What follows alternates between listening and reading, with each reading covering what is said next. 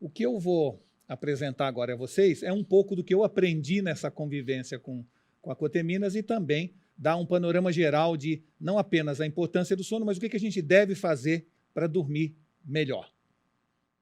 Então, para os que ainda não me conhecem, meu nome é Walter Longo, eu sou uma pessoa que trabalho muito tempo em marketing, palestrante, também publicitário, e eu vou falar com vocês hoje sobre sono, que muita gente considera, e nós também, a nova pandemia silenciosa.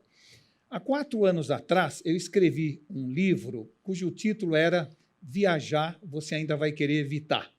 E a razão disso é porque, ao estudar esse assunto viagem, eu via que a viagem era a única forma de você gerar um estresse em 3 dimensões. Você tinha simultaneamente um estresse físico, um estresse mental e um estresse emocional.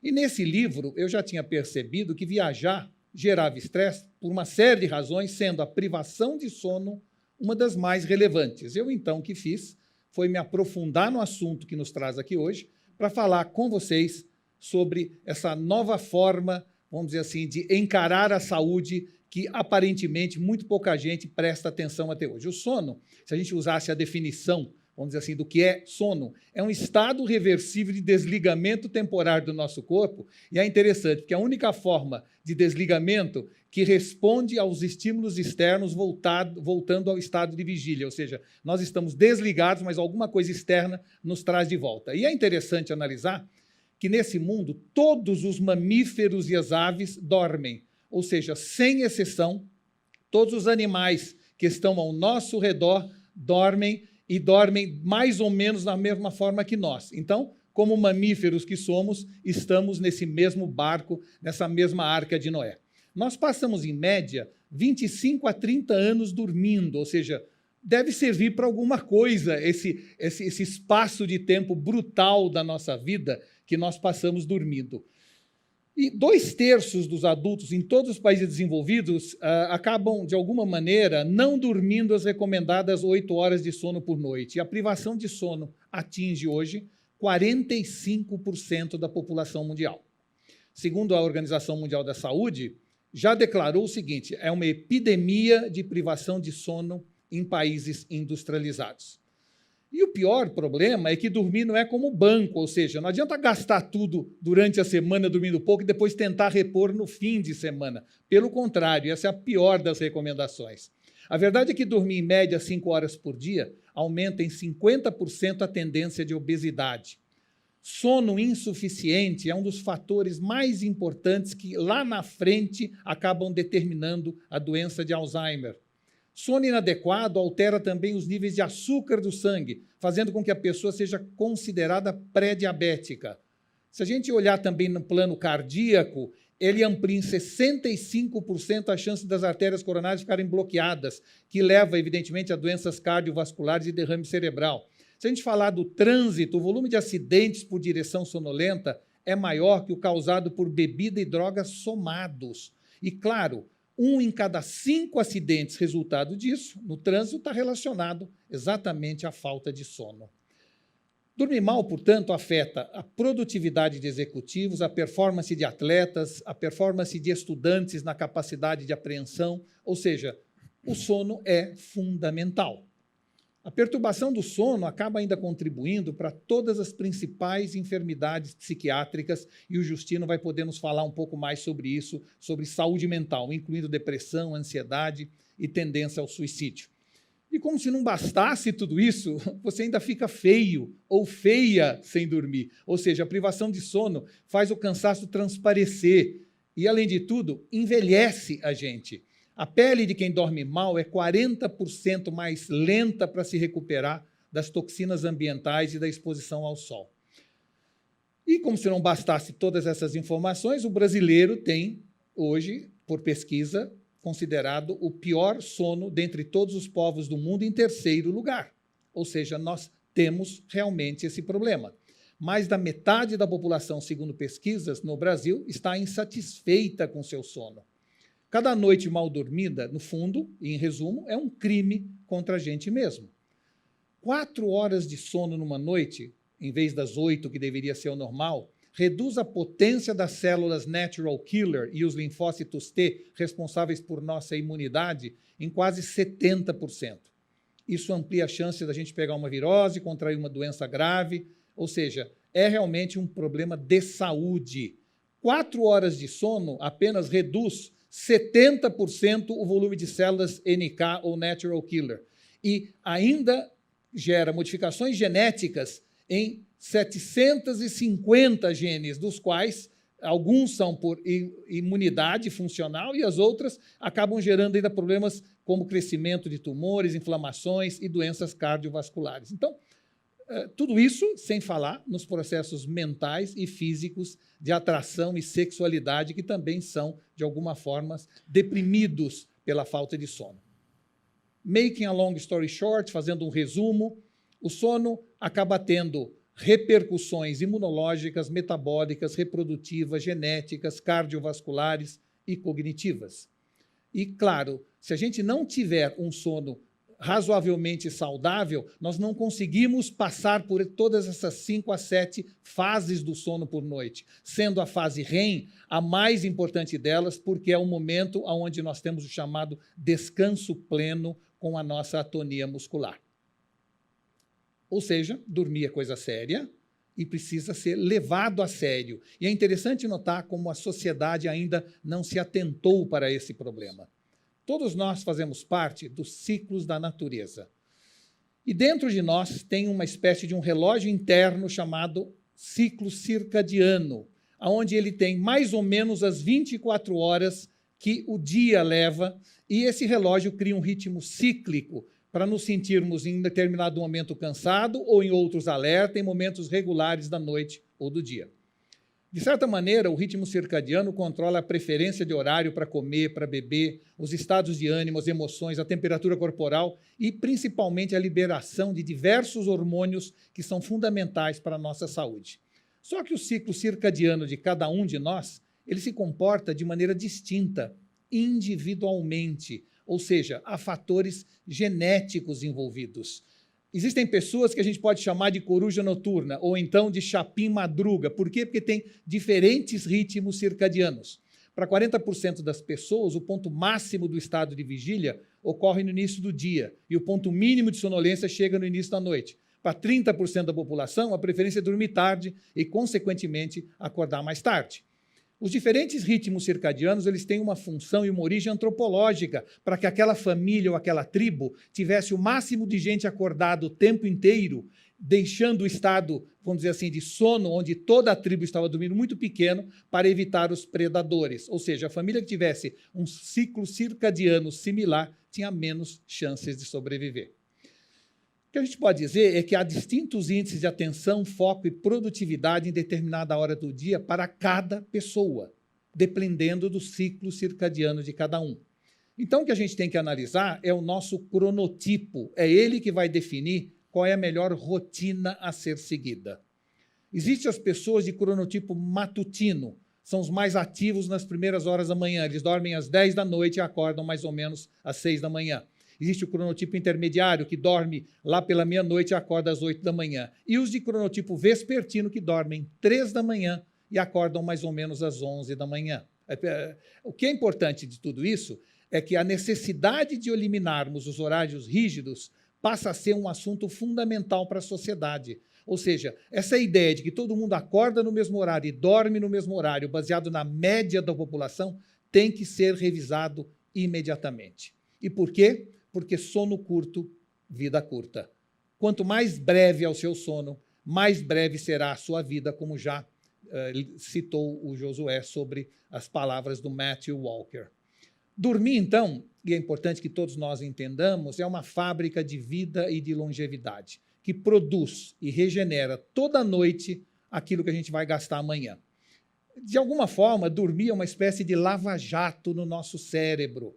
Ou seja, nosso cérebro precisa de manutenção toda noite e, segundo a Universidade de Rochester, durante o sono, o cérebro acaba removendo as proteínas tóxicas dos neurônios geradas durante as sinapses diárias. ou seja, o acúmulo dessas neurotoxinas, impedem a formação de novas conexões sinápticas. É como se, depois de voar o dia inteiro, o avião precisasse entrar no hangar para manutenção. Dentre essas substâncias, inclusive, se encontra a beta-amiloide, responsável principal pela doença de Alzheimer. É interessante também falar que o sistema linfático do nosso corpo não vai até o cérebro, não atinge o cérebro. Lá, a limpeza de resíduos é feita pelo fluido cérebro-espinal, através do sistema que chamam de glinfático. E isso só acontece durante o sono. Então, se vermos, vamos dizer assim, os vasos sanguíneos de um cérebro durante o dia em que a pessoa está acordada e depois, quando ela vai dormir, é na hora em que ela dorme, efetivamente, que se faz esse processo de limpeza cerebral das neurotoxinas. Uma pessoa com privação de sono, portanto, é uma meia pessoa.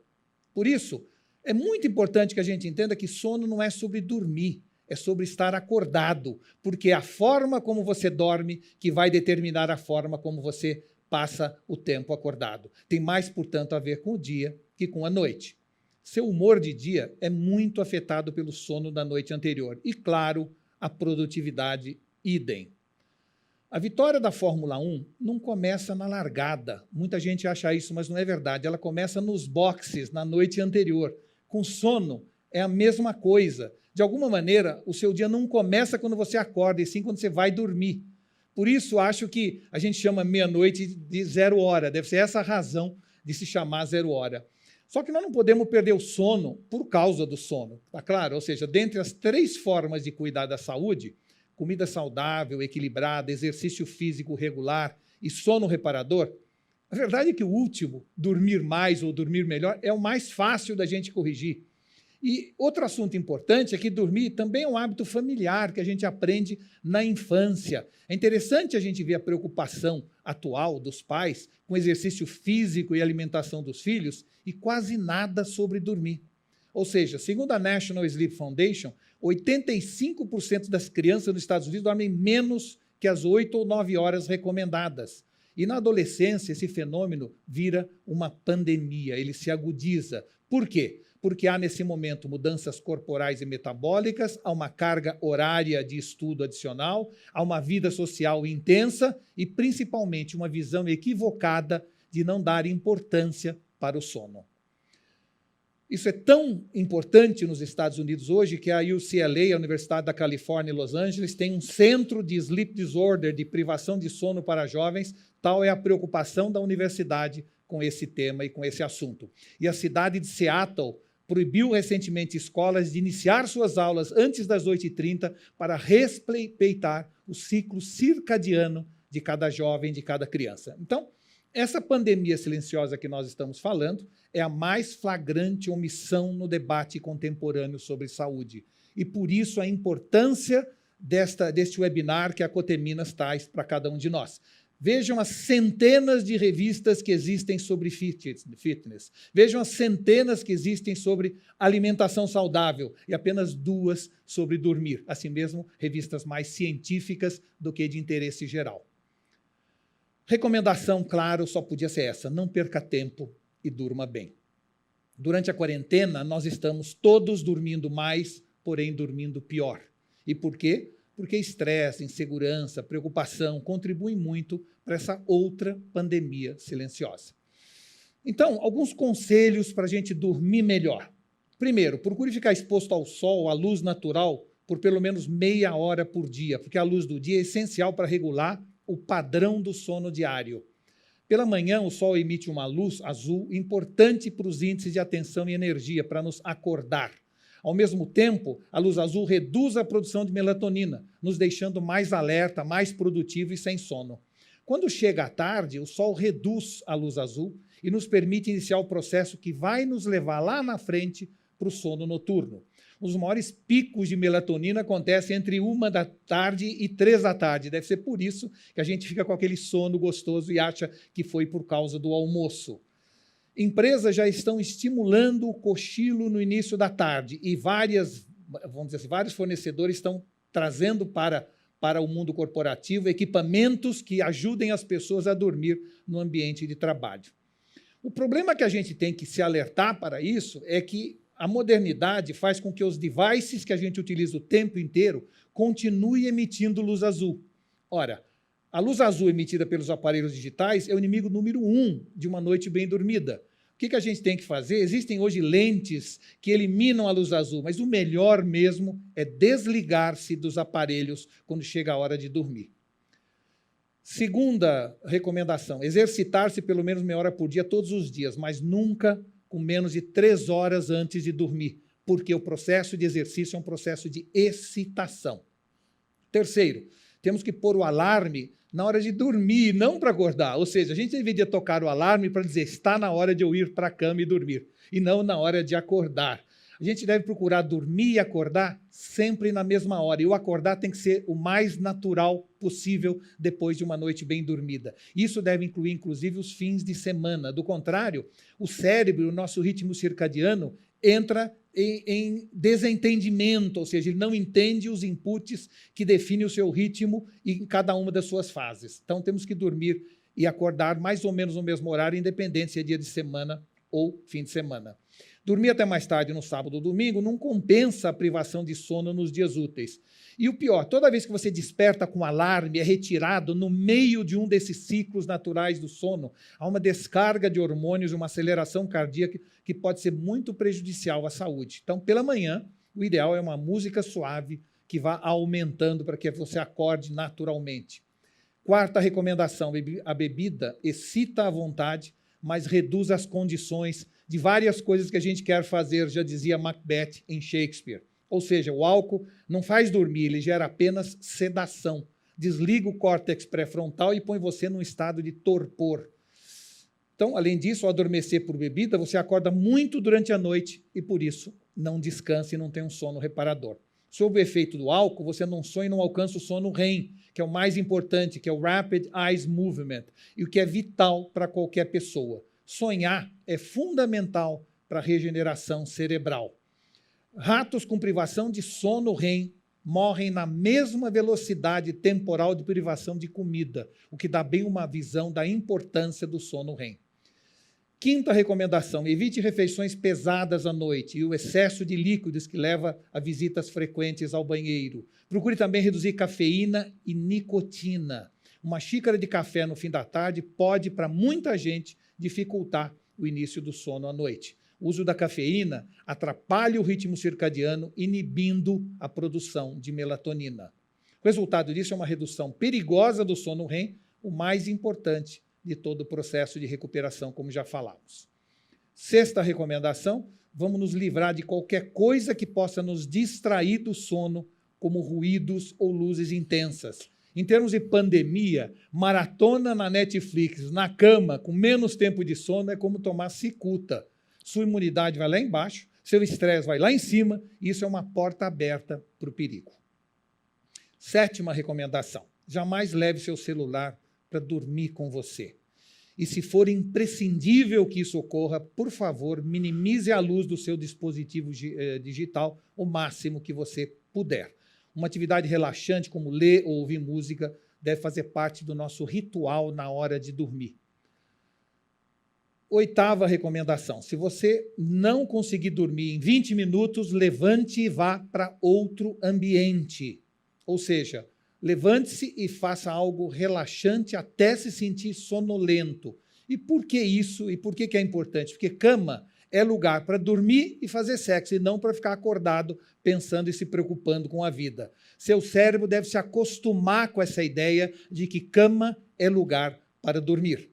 Ninguém fica à mesa esperando ter fome, logo ninguém fica na cama esperando ter sono. E o cérebro tem que entender esta relação direta e bionívoca. Nono, busque não depender da química. Há uma infinidade gigantesca de remédios, pílulas que a gente toma, tentando nos ajudar a dormir. As pílulas de dormir atrapalham muito o processo natural do cérebro e, por isso, devem ser evitadas. E décima e última recomendação, livre-se das pendências mentais. Se tiver alguma coisa durante o seu período antes de dormir, mas já na cama, que te preocupe, livre-se das pendências mentais. De que forma? Lembrou, tem um caderno ao lado, anote aquela preocupação, aquela ideia, aquele insight ou aquela responsabilidade que você tem e durma. Senão, aquilo vai ficar circulando no seu cérebro. Evite o to-do list que fica girando na nossa cabeça e que atrapalha muito o nosso sono. E além dessas 10 recomendações, é preciso que a gente conheça o perfil do nosso sono e monitorá-lo sempre, mas, claro, sem exageros. A verdade é que a maior parte dos sleep trackers são estressantes, invasivos e geram mais tensão do que vontade de dormir. Tecnologia deve ajudar, mas não interferir. Não durma com relógio, pulseira ou com device cheio de fio na cabeça, porque a tecnologia tem que ser invisível. Só faça isso quando for realmente numa recomendação médica para a avaliação melhor da sua polissonografia. Outra coisa é o tipo de travesseiro que você vai usar e que melhor se encaixa da forma como você dorme. Procure um travesseiro que mais se adapte então, ao seu corpo e ao seu jeito de dormir. E também, vamos dizer assim, a substância que está dentro dele é fundamental para cada tipo de pessoa e para cada tipo de forma de dormir. Se você dorme de bruços, se você dorme de barriga para cima, se você dorme de lado, para cada um deles deve existir um tipo de ingrediente do travesseiro e da altura do travesseiro que mais faz sentido para o seu jeito de dormir. Então, em resumo, making a long story short, o mundo pós-digital está nos levando no caminho contrário ao que deveríamos ir, ou seja, estamos dormindo menos quando deveríamos estar dormindo mais. Estudos recentes mostram que estamos dormindo em média 7 horas e 10 minutos, 15% menos do que em 1980. E o interessante é que pesquisas realizadas na Tanzânia, na Namíbia e nos altiplanos andinos da Bolívia apresentam um resultado contrastante. Nessas tribos em regiões muito atrasadas do mundo, a média de sono é de 5 horas e 40 minutos. E por quê? Isso nos leva a um insight importante. O estresse da modernidade nos obriga a dormir mais, porque quanto mais informação você tiver no seu cérebro, mais você vai fazer sinapse, mais você precisa de uma limpeza noturna das neurotoxinas. Então, o universo digital está gerando uma overdose inédita de inputs em nosso cérebro. E, claro, o tempo de limpeza e regeneração do cérebro está cada vez maior. E nós, infelizmente, estamos dormindo menos. O tempo dedicado a dormir está cada vez menor. Em resumo, nós precisamos dormir cada vez mais e estamos dormindo cada vez menos. E temos que imediatamente alertar a população para este problema que está se tornando cada vez mais urgente de ser resolvido pela sociedade como um todo. Na nossa sociedade moderna, está prevalecendo a cultura da produtividade, a poluição luminosa das cidades e a dependência epidêmica dos eletrônicos, ou seja, está cada vez mais difícil conseguir dormir bem. Dentre os 500 CEOs das maiores empresas do mundo, 50% deles dormem menos de 6 horas por dia. A Arianna Huffington, fundadora do Huffington Post, dormia muito pouco. E o que ela disse recentemente, que ao entender a importância do sono, passei a dormir 30 minutos mais gradualmente até alcançar as 8 horas por noite. E o resultado, segundo ela, foi transformador. Nosso, vamos dizer assim, dono da Amazon, Jeff Bezos, diz que faz questão de dormir 8 horas por noite, porque só assim, segundo ele, ele vai estar certo de que as decisões durante o dia terão o melhor critério. Descrevendo melhor, ele diz o seguinte: a privação de sono gera uma tendência de repetir decisões passadas, ou seja, o sono chega e a inovação vai embora. Então, dormir, para muita gente isso pode ser surpreendente, não é perda de tempo, é o período mais produtivo da nossa vida. Mas é uma atividade, infelizmente, tão corriqueira que nem notamos a sua relevância em nosso dia a dia. Dormir bem é o ingrediente que está nos faltando para a tão desejada qualidade de vida. Por isso, ao nos conscientizarmos sobre a importância do sono, nós não podemos dormir sobre esse problema. Devemos tomar uma atitude ativa de resolvê-lo, devemos fazer o que estiver ao nosso alcance para dormir melhor, educar nossas crianças, nossos filhos, nossos netos para que durmam melhor, porque se não enfrentarmos a partir de hoje esse problema, essa verdadeira pandemia silenciosa, Houston, we have a problem. Podemos ter problemas graves de saúde e problemas lá no futuro que vão fazer com que a gente se arrependa de não ter prestado atenção nesse assunto tão relevante no dia de hoje.